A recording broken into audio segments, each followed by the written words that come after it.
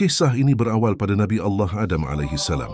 Nabi kedua setelah Nabi Adam adalah Nabi Syits sebagai putra mahkota yang meneruskan jalur kenabian. Nabi Syits termasuk guru Nabi Idris yang pertama kali mengajarkan baca tulis, ilmu falak, menjinakkan kuda delala. Dalam kitab Qasas Al-Anbiya diceritakan bahawa Nabi Syits dilahirkan ketika Nabi Adam telah sampai berusia 930 tahun.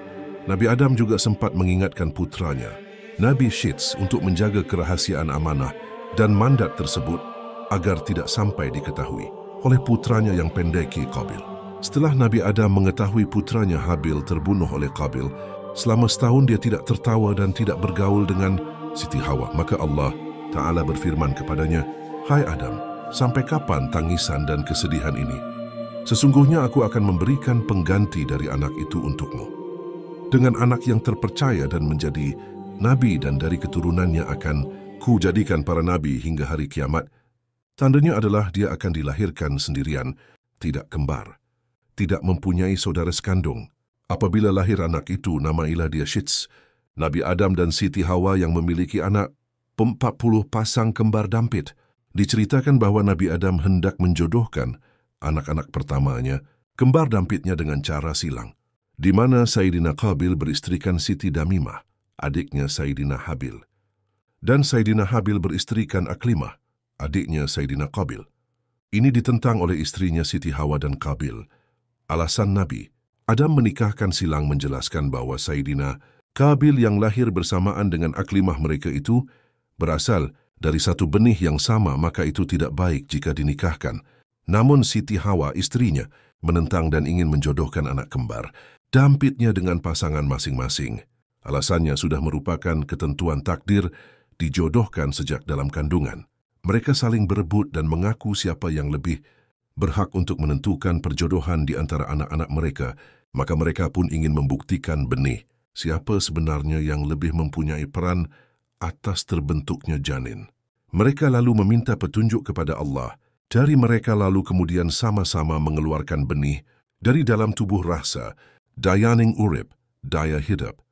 Rasa tersebut kemudian ditempatkan dalam cupu manik, cupu isi hais wadah, manik devin inti, dan sama-sama dipanjatkan doa. Setelah beberapa hari atas kehendak Allah, benih milik Nabi Adam di dalam rasa dalam cupu manik Nabi Adam berubah menjadi orok bayi, namun hanya ragangan atau tubuh yang belum bernyawa. Sedangkan benih dari Siti Hawa tidak berubah. Karena itulah Siti Hawa mengaku pasrah dan ikhlas menyerahkan keputusan tata cara pernikahan putra-putrinya mengikuti Nabi Adam.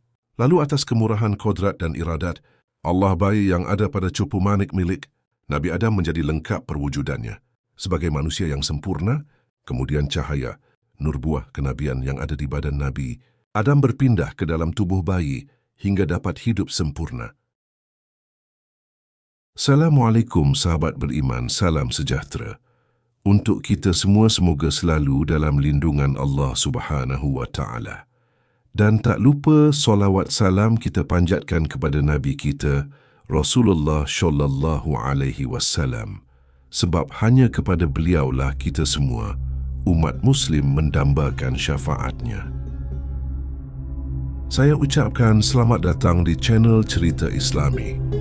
Terima kasih yang selalu mengikuti dan menyimak cerita kami.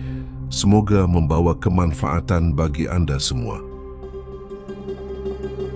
Kemudian Allah perintahkan kepada Nabi Adam agar bayi tersebut dinamakan Syits, artinya pemberian Allah. Nabi Adam memanjatkan syukur kepada Allah dan menjalankan perintah Allah tersebut. Saat Nabi Adam mengambil bayi dari dalam cupu dan menggendongnya, tiba-tiba datang badai angin kencang yang akhirnya menerbangkan cupu tempat bayi hingga jatuh ke tengah lautan samudra. Suatu saat cupu itu diambil oleh Azazil, iblis. Nabi Syits yang telah menjadi dewasa lalu mendapatkan jodoh dari Allah berupa wanita bidadari bernama Dewi Mulad. Malaikat Jibril menyampaikan ke Nabi Syits bahwa Nabi Syits akan menurunkan manusia-manusia utama di muka bumi, sebagian di antara mereka akan menjadi nabi dan raja. Azazil, iblis, yang telah mengetahui sebelumnya bahwa kelak di kemudian dari keturunan Nabi Adam dan Nabi Syits akan sangat dikasihi Allah, Maka Azazil, iblis, memohon kepada Allah agar dirinya diberikan kebebasan dalam menggoda anak cucu Adam untuk dijadikan sekutunya saat hari pembalasan kelak. Azazil, iblis, memohon supaya keturunannya bisa disatukan dengan keturunan Adam dengan maksud agar dirinya lebih mudah mempengaruhi keturunan Nabi Adam yang tidak memiliki ketakwaan terhadap agama Allah. Doa Azazil, iblis, dikabulkan Allah. Kemudian anaknya Azazil yang bernama Dlajah dicipta dibuat menyerupai dengan Dewi, mulat untuk mengelabui Nabi Syits sehingga mirip istri Nabi Syits tersebut, dan Dewi mulat untuk sementara waktu disembunyikan oleh Azazil secara ghaib. Setelah beberapa waktu pertukaran yang dilakukan secara licik oleh Azazil, iblis lalu mengetahui nutfah Nabi Syits telah jatuh di laut telanakan rahim Dlajah. Maka cepat-cepat Azazil, iblis, mengambil dan membawa pulang kembali Dlajah, dan Dewi mulat pun dimunculkan kembali.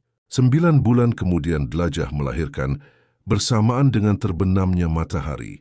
Namun anehnya anak yang lahir itu berwujud segumpal darah yang berkilauan. Lalu Azazil mengambil darah tersebut, lalu membawanya pergi ke Dewi mulat, tepat pada waktu julung wangi atau saat matahari terbit. Dewi mulat melahirkan anak kembar, hanya saja yang satu berwujud bayi laki-laki, manusia, dan yang satunya berwujud cahaya nur.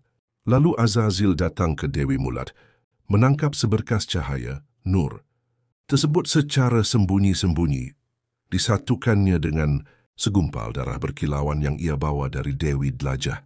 Atas kehendak Allah, persatuan tersebut menciptakan seorang bayi laki-laki, namun tubuhnya tidak bisa diraba dan selalu memancarkan cahaya seperti sinar rembulan. Secara ajaib berubah menjadi laksana bayi laki-laki yang masih diliputi cahaya dan tidak dapat dipegang. Kemudian Azazil meninggalkannya.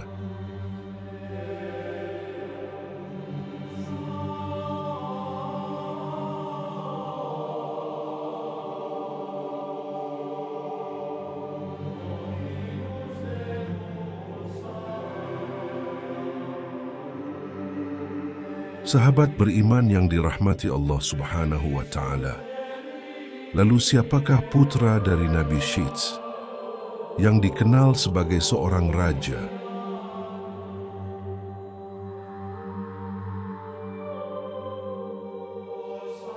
InsyaAllah akan saya bahas di video selanjutnya. Semoga bermanfaat kisah ini. Maaf apabila ada salah kata. Kebenaran mutlak milik Allah Subhanahu wa Ta'ala. Saya akhiri, wassalamualaikum warahmatullahi wabarakatuh.